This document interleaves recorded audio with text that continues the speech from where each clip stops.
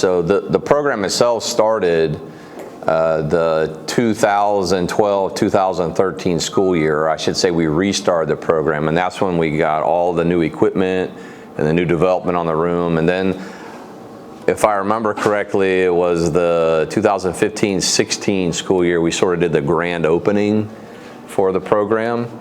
And we basically have it set up into 3 different courses. So I teach a Aerospace Tech 1 course, and that's an introduction to aerospace engineering.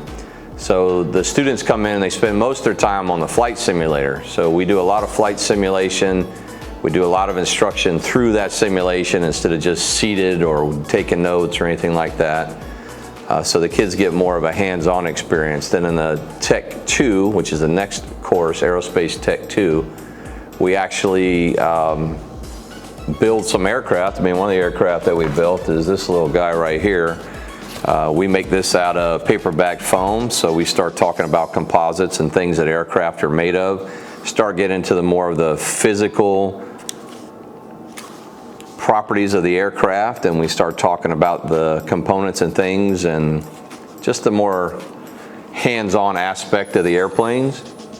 And we eventually fly a radio-controlled aircraft. We go outside and fly drones. We also get to where we understand and launch rockets. So understand the principles of rocketry and go outside and launch rockets. And then we have an Aerospace Tech 3 course. And in that Tech 3 class, we're interested in projects. So this year I have a student working on a project that is related to drones and basically like swarm sort of technology, like how do you control multiple drones at the same time? How do you get them to go to a target, or how do you get them to avoid obstacles? And that's a really big issue right now because we've got groups like Amazon that want to start delivering packages. So they got multiple drones flying around in the air, and we have to have an easy way to control all of them, and we have to have a way to keep them from running into other objects. So I thought that was interesting that he started it. He's using a computer-based program to do that. But we do all kinds of projects that year. It's just based on what the student wants to work on and how related it is to aerospace.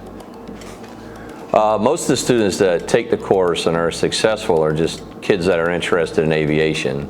I mean, we tried to establish, a criteria for GPA. We're like, hey, you had a 2.5 GPA or higher. But what I found was that I had students that maybe didn't perform as well in other courses, but when they came into my class, they were really interested in the subject matter. So it became sort of a cornerstone for them at the school.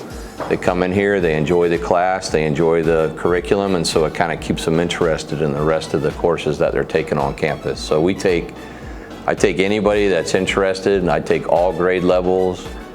So freshmen through seniors, they can start when you're a freshman, or you can start, when you're a senior. It just depends on when you want to get interested in the aviation magnet.